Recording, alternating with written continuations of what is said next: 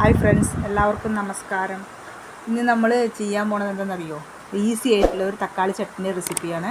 ഇഡ്ഡലിക്ക്, ദോശയ്ക്ക് ഒക്കെ യൂസ് ചെയ്യാൻ പറ്റിയ ഒരു തക്കാളി ചട്നീൻ്റെ റെസിപ്പി. ഈസിയാണ് ഇത് ഉണ്ടാക്കാൻ. അതിന് വേണ്ടി എന്തൊക്കെയാണ് ഞാൻ എടുത്തതെന്ന് കാണിക്കാം. അതിനുവേണ്ടി ഞാൻ ചെറിയ 2 വലിയ ഉള്ളി കട്ട് ചെയ്ത് വെച്ചിട്ടുണ്ട്. പിന്നെ ഒരു 4 വെളുത്തുള്ളി, ഒരു കഷ്ണം ഇഞ്ചി, പിന്നെ ഒരു 3 ഉണക്കമുളക്. എരിവ് കൂടുതൽ വേണമെന്നുള്ളവർ ഉണക്കമുളകിൻ്റെ എണ്ണം കൂട്ടിയിട്ട് കൊടുക്കാം. ഞങ്ങൾക്കിത് മതി. പിന്നെ ഇതിലേക്കൊരു മീഡിയം സൈസിലൊരു 3 തക്കാളി കട്ട് ചെയ്ത് വെച്ചിട്ടുണ്ട്. പിന്നെ അതിൽ ചേർക്കുക കുറച്ച് മല്ലിക്കറിവേപ്പില. ഇത് വെച്ച് നമുക്ക് എങ്ങനെയാണ് ഒരു ഈസി ആയിട്ട് തക്കാളി ചട്നി ഉണ്ടാക്കുക എന്നുള്ളത് നമുക്ക് കാണിക്കാം ഞാനിപ്പോൾ. അതിന് വേണ്ടിയിട്ട് ഞാനൊരു പഴയ ചട്ടിയാണ് എടുത്ത് ചൂടാക്കാൻ വെച്ചിട്ടുണ്ട്. അതിലേക്ക് കുറച്ച് വെളിച്ചെണ്ണ ഒഴിച്ചിട്ടുണ്ട് കേട്ടോ. വെളിച്ചെണ്ണ നന്നായിട്ട് ചൂടായിട്ട് വരുമ്പോൾ നമ്മളതിലേക്ക് നമ്മൾ ഈ എടുത്ത് വെച്ചിരിക്കുന്ന 3 ഉണക്കമുളക് അത് ആദ്യം ഇട്ട് കൊടുക്കുകയാണ്.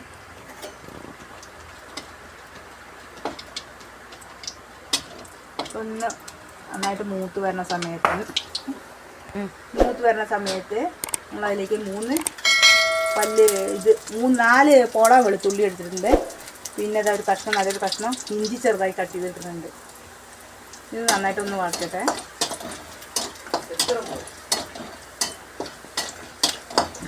ഇതിലേക്ക് നമ്മൾ കട്ട് ചെയ്ത് വെച്ച വലിയ ഉള്ളി ഇടുകയാണ്.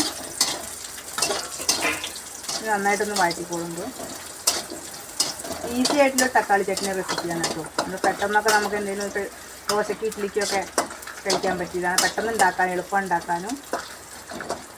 ഇത് നന്നായിട്ടൊന്ന് വഴറ്റി വരുമ്പോൾ ഇത് വേറെ ഒന്നും നമ്മൾ ചേർക്കണില്ല കേട്ടോ. ഇതന്നെ ഉള്ളൂ, വേറെ ഒന്നുമില്ല. നന്നായിട്ടൊന്ന് മൂത്ത് വരട്ടെ.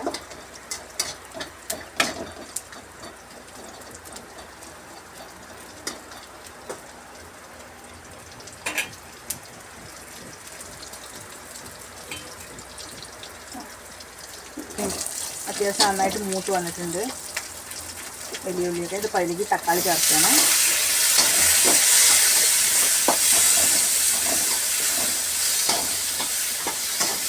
ഇനി നന്നായിട്ടൊന്ന് വഴറ്റി കൊടുക്കണം. തക്കാളി ഒന്ന് നന്നായിട്ടൊന്ന് ഉടഞ്ഞ് വരട്ടി വെക്കണം.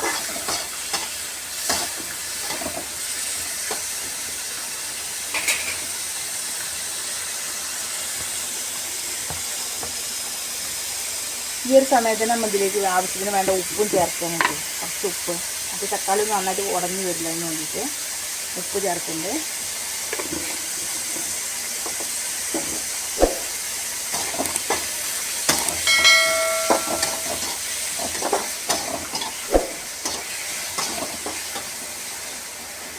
ഇനി തോലൊക്കെ നന്നായിട്ടൊന്ന് ഉടഞ്ഞു വരട്ടെ തക്കാളിനെ.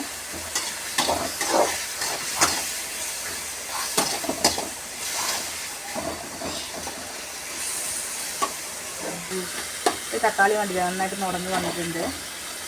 അപ്പോൾ ഈ സമയത്തിന് നമ്മളിതിലേക്ക് എടുത്ത് വെച്ചിരിക്കുന്ന മല്ലി, കറിവേപ്പില കുറച്ച് നിറയുണ്ടെങ്കിൽ കൂടി ചേർക്കാട്ടോ. ഇതിലിപ്പോൾ കുറച്ച് ഉള്ളതുകൊണ്ട് ഞാൻ ചേർക്കുന്നു. കുറച്ച് ചേർക്കുന്നത് നിറയുണ്ടെങ്കിൽ കൂടി ചേർക്കാം, നല്ല ടേസ്റ്റാണ്. ഇത് നന്നായിട്ടൊന്ന് വഴറ്റിയിട്ട്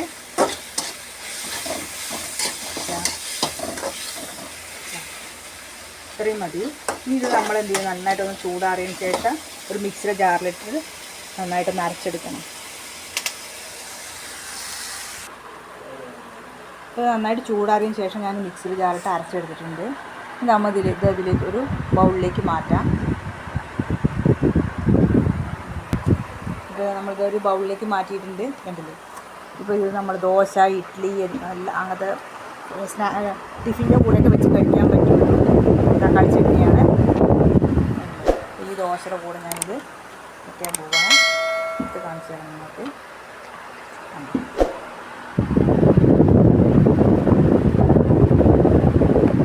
സൂപ്പറായിട്ടുള്ളൊരു തക്കാളി ചട്നിയാണ് കേട്ടോ. അപ്പോൾ എല്ലാവരും ഇതൊന്ന് ട്രൈ ചെയ്ത് നോക്കണം.